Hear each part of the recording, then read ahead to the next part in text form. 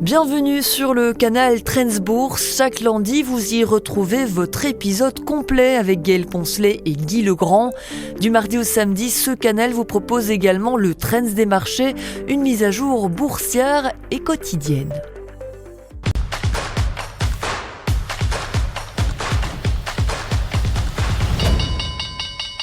Il est temps de nous pencher sur le trend des marchés. Les bourses européennes ont connu une séance hésitante dans le sillage d'indicateurs économiques décevants aux États-Unis. Les ventes au détail ont ainsi stagné en décembre, alors que les économistes tablaient sur de solides ventes de fin d'année. On en reparle d'ailleurs dans un instant. Cette déception a toutefois été contrebalancée par l'espoir de baisse de taux de la Fed. Sur Euronext Bruxelles, les valeurs chimiques se sont illustrées à l'image d'Azelis, le secteur bénéficiant de commentaires favorables et d'un possible report de la réglementation environnementale européenne. Sur le marché élargi, la penny stock Celiad s'est illustrée.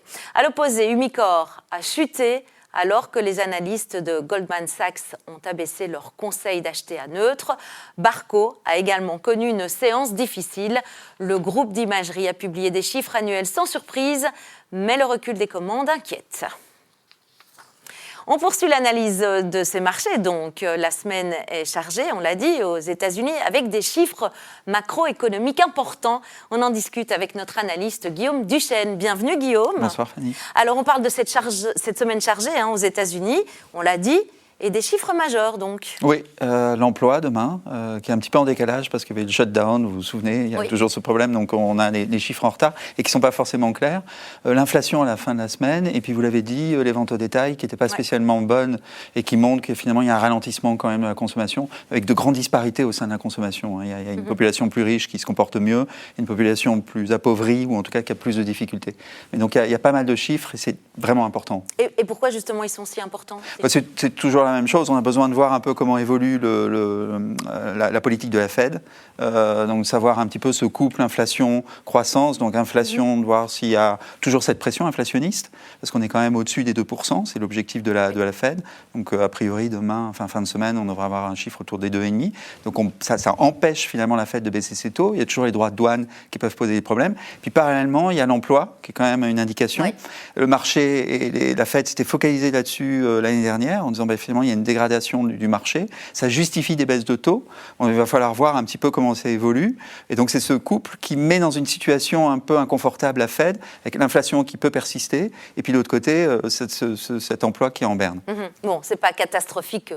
Non, ça reste relativement, mais c'est quand même important, et notamment important pour les marchés. C'est ça. Pour les marchés actions, parce qu'évidemment, des baisses de taux, et on l'a vu notamment cet après-midi avec les ventes au détail, les ventes au détail étaient un petit peu décevantes, les perspectives de baisse de taux du marché ont rebondi un petit peu. Donc le marché attend deux baisses, donc c'est remonté un petit peu en disant il y a une probabilité un peu plus forte qu'on ait effectivement ces deux baisses. Et ça va être la question pendant toute l'année. Est-ce que la Fed va continuer à baisser ses taux ? Ok, mais donc le marché des actions américain, il a quand même sous-performé par rapport aux autres zones géographiques depuis le début de l'année.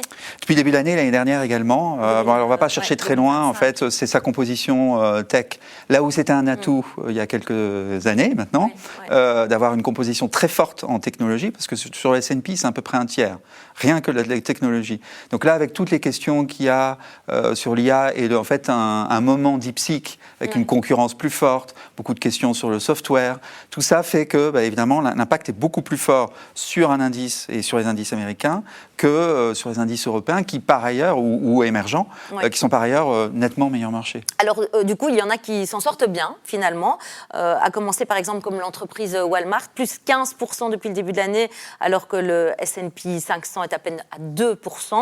On parle d'une capitalisation jusqu'à 1 trillion de dollars. Comment ça s'explique, ce succès ? Alors oui, elle est rentrée vraiment dans le cercle trait, parce qu'en général, vous avez plutôt des valeurs technologiques qui sont dans les valeurs de 1000 milliards, donc 1 trillion de capitalisation.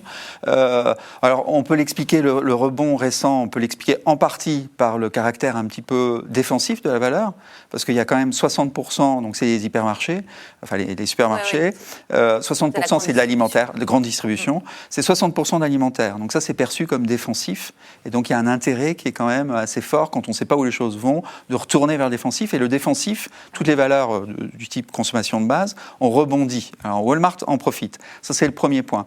Maintenant, il faut être conscient que Walmart a fait une transformation extraordinaire. En 10 ans. Alors, il y a un aspect d'abord stratégique, parce qu'ils sont aperçus il y a 10 ans, et Walmart était dans une situation un peu compliquée avec la concurrence d'Amazon. Non, mais voilà, il y a Amazon, c'est un concurrent. Ils se sont transformés. Ils ont su aller vers le e-commerce, et donc de jongler à la fois sur le e-commerce et sur les magasins physiques.